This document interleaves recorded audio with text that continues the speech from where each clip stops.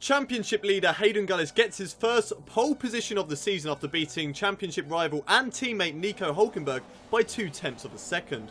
Gullis will be really happy with this result after a very disappointing Spanish Grand Prix, and rumours coming from inside Force India itself said the drivers' relationship is over after the Spanish Grand Prix, with some sources even claiming Haydon Gullis is on his way out at the end of the season.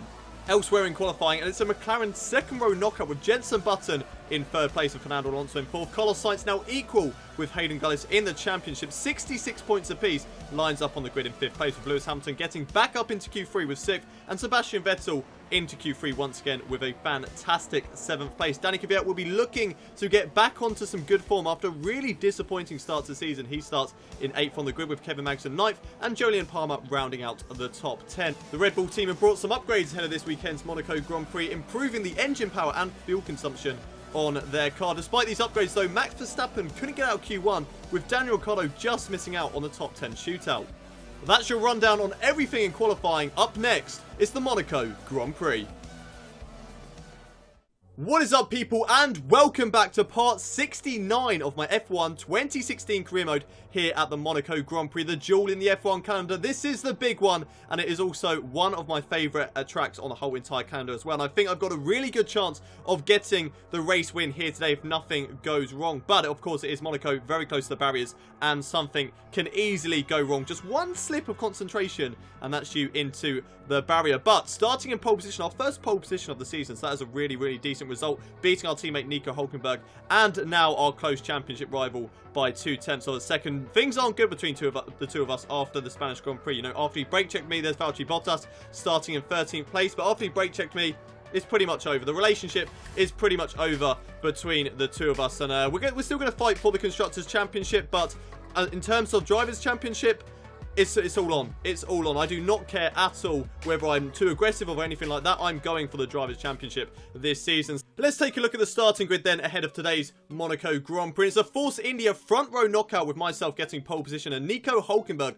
lining up alongside me in second place. We beat him by just about 0.2 of a second, so really decent qualifying session from myself. Jenson Button and Fernando Alonso make it a McLaren second row knockout with those two drivers third and fourth respectively, with Carlos Sainz lining up in fifth and Lewis Hamilton alongside him on the third row in sixth. Sebastian Vettel once again into Q3 with seventh place, with Danny Kvyat down in eighth. Kevin Magnussen and Jolyon Palmer lock out the fifth row for the Renault team, both in 9th and 10th respectively. Ricciardo just misses out on the top 10 shootout. He qualifies in 11th place with Roman Grosjean alongside him in 12th. Valtteri Bottas, he lines up in 13th with Verline alongside him on the 7th row of the grid. Not a good day for the two-manner drivers, maybe because it is Monaco. You know, this is not a track that does suit their car at all. Felipe Massa, he lines up in 15th. Looks like there's a little bit of an improvement there from the two Williams drivers, qualifying 13th and 15th, with Rio Haryanto alongside Massa on the 8th row of the grid. Kimi Räikkönen down in 17th on the grid, and alongside him is Max Verstappen. So not a good day for either of those two drivers, not making it out of Q1, really just because they got the tyre strategy wrong, going on the harder compounded tyres in Q1, thinking that they could get through, but unfortunately that just was not the case. Esteban Gutierrez, he qualified in 19th place with Marcus Ericsson in 20th. Nazar's in 21st with Nico Rosberg right down at the back of the field. His teammate Lewis Hamilton qualifying in 6th place, so quite a lot of difference between those two drivers. Very disappointing there for Nico Rosberg. But that is your starting grid ahead of today's Monaco Grand Prix. Let's head down to the track for the race strategy. So here is our race strategy for today's race, and as you can see, it is going to start raining by the end of the race, so we do have to take that into consideration. We're putting a little bit more fuel, but we're going to go for the recommended strategy of the Ultra Softs and then going on to the Super Softs by the end of the race. Here we are getting away for the formation laps. It's a very slow start from myself, so we'll be looking to do a lot better than that off the actual start in the race. But Nico Hulkenberg, he's got past us now, but hopefully that doesn't actually happen for the actual race start. So our goal for turn 1 is literally just stay ahead of Nico Hulkenberg. We've got the inside line, so it should be easy to defend that position, but we're just going to have to wait and see. But that's it for the formation lap. Let's head down to the starting grid for the Monaco Grand Prix. Here we are then on the grid for round 6 of season 4. It's the jewel on the F1 calendar, the Monaco Grand Prix. It's 5 red light, lights out, and away we go for today's race. And it's a great start compared to Nico Hulkenberg. So good, in fact, that we've got turn 1 so under control down in towards there. But Nico Hulkenberg is still very much on our tail. You can see two McLarens going side by side all the way up towards the casino section, still holding ahead of Nico Hulkenberg for the time being. I think those McLarens are still going side by side, so that is nice footage there from those two. Hopefully we're seeing on board of those two, but I'm not too sure at the moment. But here we are going down in towards the hairpin, the slowest corner on the whole entire F1 calendar. Still going side by side, the two McLarens. We're holding on to the lead of the race. There's a yellow flag, so did they come to blows down in towards the hairpin? I'm not too sure at the moment. Yellow flag is still out, but we're still watching this battle between myself and Nico Hulkenberg at the moment as we go down towards the Nouvelle chicane, still holding on to that position. But we look further back towards the field. The yellow flags are back in now. I don't think it was even McLarens we're watching on board, with Danny Kvyat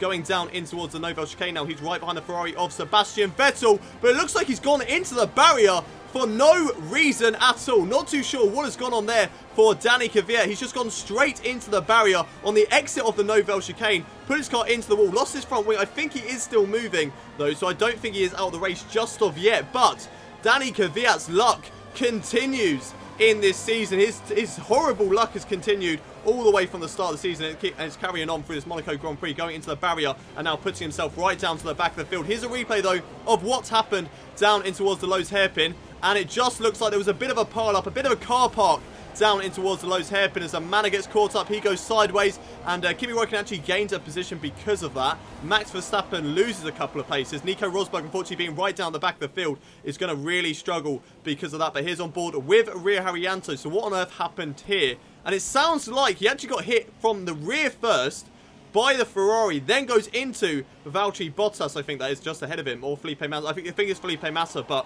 disappointment there for those guys, because some of them are now going to have to come back into the pits because of front wing damage. Here's watching on board with Kvyat, and he just locks up his front left tyre, puts his car into the barrier, and just can't get the car turned round the Nouvelle chicane. Not too sure what's happened there. It's a bit of a strange one for Danny Kvyat, but yeah, very disappointing for the Toro Rosso drivers. We lose the back end through Portelay, and that's going to allow Nico Hulkenberg to go for the overtake, and he's actually gone for it around the outside in towards the tunnel, down towards the Nouvelle chicane now. And Nico Hulkenberg, he takes the lead of the race, and he's going to be smiling inside that Force India as he's now retaken the lead of the race at a track where it is so difficult to make an overtake. But we are going to try our best right on the gearbox of our teammate now. I said earlier that we are going to go for daring moves. We do not care about our friendship right now with Nico Hulkenberg, taking it very tight on the exit of Raskas, side by side down in towards the Anthony Notes corner, still side by side between the two of us. I'm still giving him room. I'm not going to put him into a wall, but I'm going to be very, very aggressive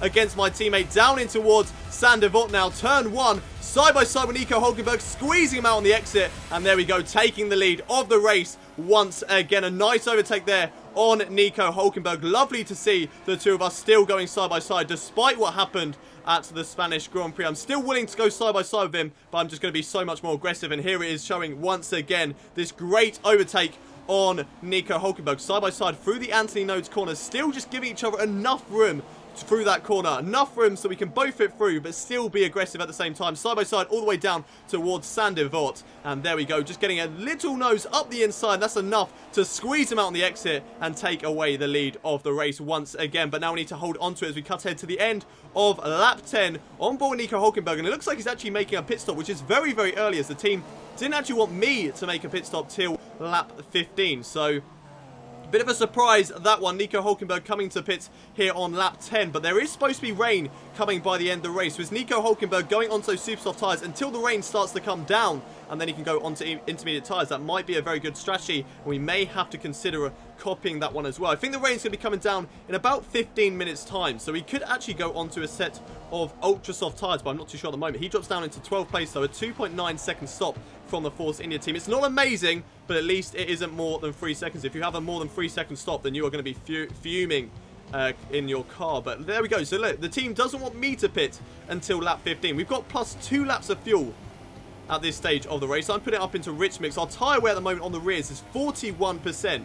So our tyres can definitely last the distance until lap 15. So it's not because of tyre wear that we need to come into the pits. But with that rain coming down in about 15 minutes time, I'm thinking about maybe coming into the pits now, going onto a new set of ultra soft tyres, and those guys should be able to last me until the intermediate stage. So hopefully that is the case, otherwise we have completely cocked up the strategy. But here we are coming in towards Raskas now, making our first pit stop in this race. Pitting from the lead of the race. Is Jenson Button going to do the same? I don't think so. No, he's not. He's staying out for another lap. So here we are into the pits. We've dropped down from the lead of the race. Jenson Button inherits that from us, and there we go, onto a new set of ultra soft tyres, and it's a quicker pit stop compared to Nico Hülkenberg, but he is on a fresher set of tyres. So has the undercut worked for my teammate on the exit of the pits? There he is on our left hand side, down in towards turn 1, and unfortunately he has taken the lead of the race away from us. However, we are on the quicker tyres. We are on those ultra soft tyres that are going to put us right on the back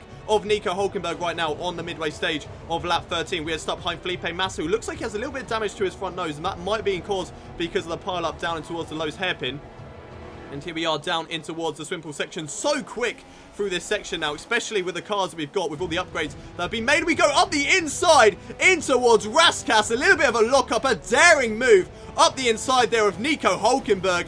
And oh my word, what an overtake in this Monaco Grand Prix. One of the hardest tracks to overtake on, and we've done something like that. We've done it again up the inside of Felipe Massa as well. 2 overtakes in the space of 1 corner, and now Nico Hülkenberg looks to try and get past Felipe Massa. He needs to get past him as soon as possible, otherwise we're going to shoot off into the distance, and he wants to stay as close to our rear as he possibly can to try and win today's race. But there we go, he's got past Felipe Massa now. But let's have a look at a replay of that amazing overtake down in towards Raskas, up the inside just behind the Williams of Felipe Massa as well. A little bit of a lock-up, but getting the position before we even get to the Anthony Nodes corner. And then we follow in the slipstream, use the DRS on the Felipe Massa, down in towards Sanderbot, pull over to the right-hand side. A little bit later on the brakes, once again squeeze him out. Not as much as we did to Nico Hülkenberg though, because I don't really have any bad blood against Felipe Massa. But there we go. What a fantastic overtake that was on both Felipe Massa and Nico Hülkenberg. And now we're right behind Felipe Massa's teammate, Valtteri Bottas, as we go through the tunnel, following in the slipstream at the moment, picking up that slipstream. We're going to pull over to the left-hand side, possibly get the inside line, down in towards an over chicane. Later on the brakes, once again, side-by-side with the Williams driver, just about giving each other enough room, getting so close to the apex, the exit apex of the Novel chicane, so close to that barrier. And as we go through to back, we have retaken third position away from Valtteri Bottas, making our way through the field once again. But there have been some amazing overtakes in this Monaco Grand Prix, a track where you would not expect anyone to make any overtakes at all, and that is absolutely amazing compared to the AI drivers right now. As we're following behind Daniel Ricciardo, we've gotten past Roman Grosjean there, who's just come into the pits on the end of lap 16, start of lap 17. And now we're right behind Daniel Ricciardo as we go through to back in towards the swim pool section. This section is so quick, especially when now it's been opened up through the second part of the swim pool. Losing the back end ever so slightly as we go towards Raskas. We're going to take a wider approach to it. Get the inside line, down the power, losing the back end through the anti-nose corner. Oh, we clipped the barrier there, but just about keeping our front nose out of the wall. But that's going to put Nico Hülkenberg right on our tail as he looks to possibly to round the outside in towards Sanderbot. A little bit later on the brakes is Nico Hülkenberg, but once again using all the track available, going all the way to the exit barrier to squeeze him out as much as we possibly can and holding on to second place. But here we are, cutting ahead to lap 21 now, once again right on the tail of Daniel Ricciardo, giving a little nudge there, which is just a little bit too slow for our liking through the Novel chicane. The rain has not started to come down just yet as we go through the left and then the right. And I think it's actually starting to come now is the rain. I think I can see a few little drops as we are once again right behind Daniel Ricciardo. But we're going to brake a little bit earlier in towards this right-hander just in case Daniel Ricciardo does want to come into the pit lane. We don't want him to turn into us and ruin our race. We lose the back end a little bit through anti-nose. I say a little bit, quite a lot in fact, through at the anti-nose corner, but right behind Daniel Ricciardo up the inside, down in towards Sanderbot. So much later on the brakes, we go for a little lunge, and there we go, taking away the lead of the Grand Prix once again. And watching the battle on board with Nico Hülkenberg and Daniel Ricciardo, who's going to come out on top and take second place for this Monaco Grand Prix. They're side by side through the casino section, still side by side at the moment, down in towards Mirabeau. Will Nico Hülkenberg get the better of Daniel Ricciardo? Yes, he has, and he takes away second place. Daniel Ricciardo is going to have to settle for third for the time being. Will he hold on as we go towards the intermediate stage? If he can, then that's going to be a fantastic result for the Red Bull drivers. We're watching on board with Fernando Alonso at the moment here on lap 23. So he's currently in 4th position in this race. 1st to 5th is very, very close on track at the moment. And I think Fernando Alonso has had a front left punch. I think it was his front left. He's going very, very slowly at the moment. Yes, Fernando Alonso has definitely had a punch in this race. Yellow flags are finally coming out because of it. I'm not too sure which tyre it is at the moment. I believe it's the front left, but I'm not entirely sure as we've got cars right behind him through the tunnel. Hopefully there's no contact, which I don't think there is. None of the drivers going into the back of Fernando Alonso just yet. And he parks it on the Novel chicane. That's going to mean bad news for someone. There's a Williams going off in the background. I think he went into the barrier. And that's very unfortunate for that drive. I think it was Valtteri Bottas, but yes, it is a front left puncher for Fernando Alonso, who lets through Lewis Hamilton and the other guys behind him. Nico Rosberg is just going to have to settle behind Fernando Alonso now. Try not to go into the back of him and hope that Fernando Alonso doesn't actually stop on track anymore, because that could cause another huge collision as there's two Williams just behind. Not too sure which one was involved, but there's a front left puncher on board with Fernando Alonso as he goes down in towards Raskas on the exit, and he's just parked it once again on the outside of Raskas. This time though, he lets the drivers through. He's not really in anybody's way, and he should be able to make his way into the pits without any problems now. But once again, showing that punchers are definitely bad news in this game. He just slows the whole field down. He just stops on the middle of the track, and that allows Valtteri Bottas to go into the back of the Manor driver, loses a little bit of his front wing on the front right, and now has to let everybody through. And he just gets a huge nudge there from his teammate Felipe Massa. So I'm not too sure what he was doing. He just turned in to Valtteri Bottas there. Valtteri Bottas was very much out of the way, and now we decide that it's time for the intermediate tyres here on lap 26, dropping down from the lead of the race. Nico Hülkenberg will inherit that, but have we gone a little bit too early onto a set of intermediate tyres, as Nico Hülkenberg has stayed up? There's a McLaren also into the pits, but is he on for another set of tyres? No, the Haas crew coming out as well. Looks like they have got some intermediate tyres ready, and we have made a pit stop at the perfect time, just before Jeff told us to come into the pits, but just at the right time that everybody else comes into the pits for intermediate tyres as well. We have come out in second place, so we've got nobody ahead of us at the moment. We've got loads of fresh air to pump out some good times on these better tyres, and hopefully we can come out ahead of Nico Hülkenberg. Remember, if he gets out ahead of us, then that could be our race win over. We could be stuck behind Nico Hülkenberg all the way to the end of the race. We're just taking it so cautiously at the moment through Raskas. We do not want to end our race just now, but we still need to be quick enough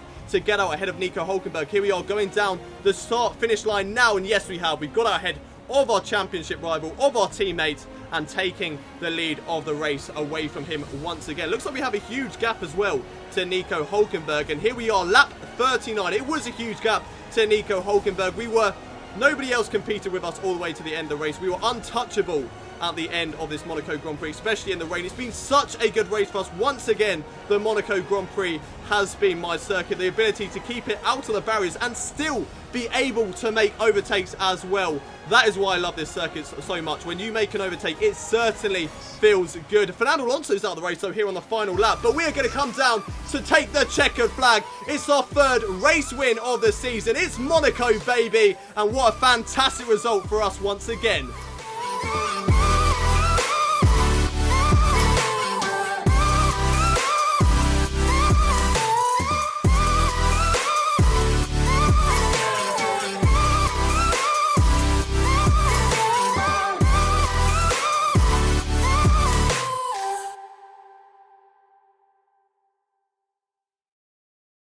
Yes, what a win there at the Monaco Grand Prix, and some amazing overtakes compared to the AI as well, especially the one up the inside in towards Raskas on Nico Hülkenberg after everything that happened last time at the Spanish Grand Prix. But going through the finish results after today's race, we take the checkered flag, we take the 25 points, and that's really going to help us in the championship as well. Nico Hülkenberg, he comes home in second place, so he has lost out a few points to us, but is still in the hunt for the championship right now. Jenson Button finishes in third with his best performance, I think, of the season. That one. Kevin Magnussen finishing in fourth, a good result for him. Daniel Ricciardo starting in 11th, makes his way back up to 5th, with Carlos Sainz finishing in 6th place. Roman Grosjean 7th. Lewis Hamilton getting some points once again, finishing in 8th, with Jolyon Palmer 9th. And Marcus Ericsson getting the first points for Sauber in my 2016 career mode. It's taken 4 seasons. It's taken 3 seasons and 6 races for Sauber to finally get a point in my career mode.